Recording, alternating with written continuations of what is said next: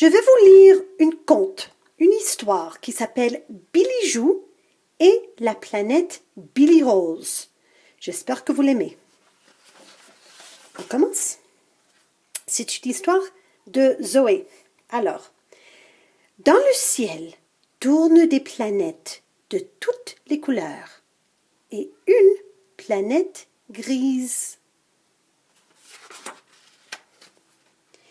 Elle est toute grise, les maisons et les arbres, les montagnes et les prés sont gris.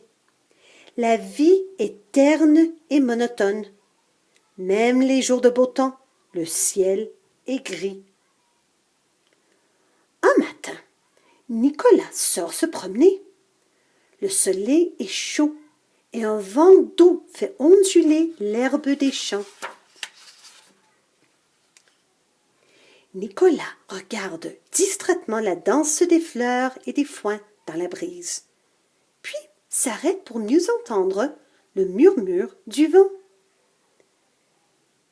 Il est fasciné par ce petit monde d'herbes, de feuilles et de fleurs.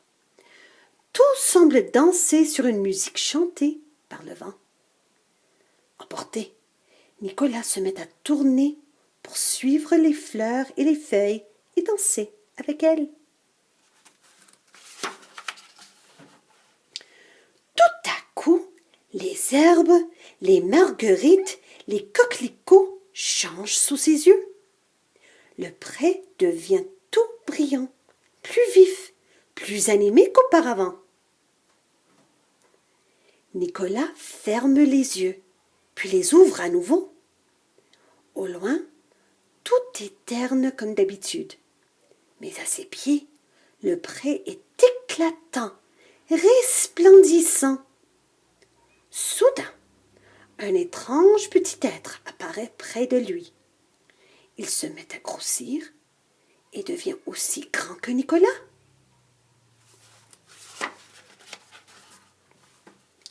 Bonjour, mon nom est Zeb. Je suis un Billy Joe. Comment t'appelles-tu? Nicolas. Mais qu'est-ce qui se passe? Le pré est changé parce que les couleurs sont apparues. Si tu veux en savoir davantage, donne-moi la main. Je t'emmène sur Billy Rose, ma planète. Nicolas est très surpris, mais il n'a pas peur du tout. Il donne la main au Billy Joe. Zeb lui dit « Maintenant, pense à tes rêves. Ça va te rendre plus léger. » Il se retrouve dans un épais brouillard rose.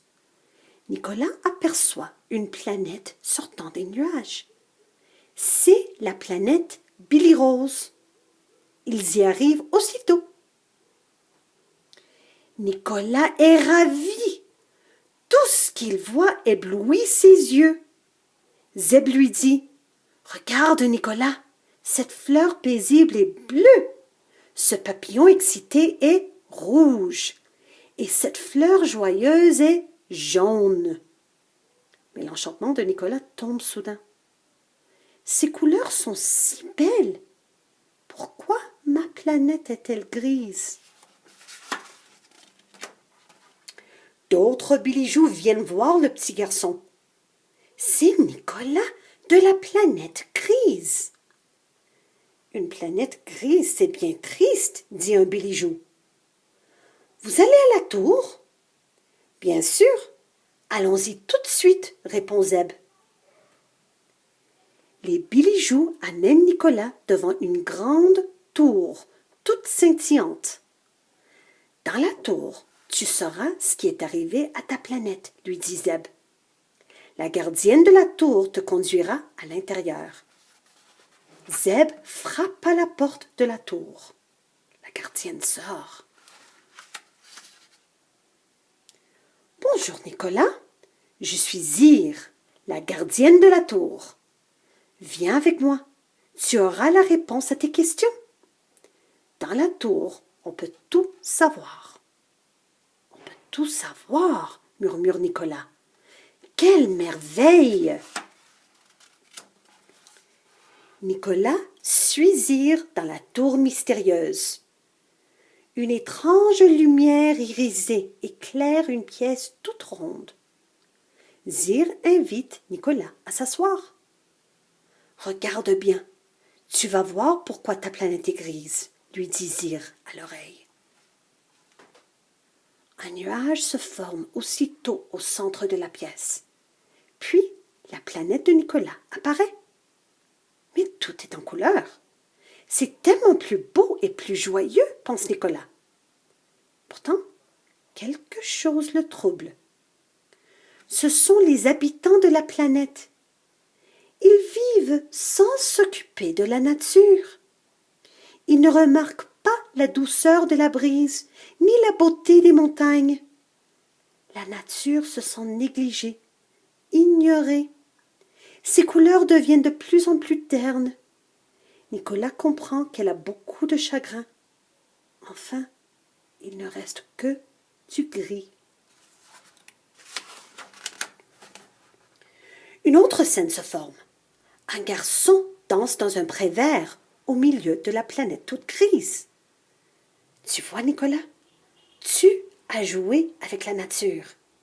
Tu as dansé dans le vent et les fleurs, et elle a retrouvé ses couleurs. Nicolas est bouleversé. Je ne sais comment la guérir, ma planète. J'irai chercher mes amis et je leur montrerai à aimer la nature.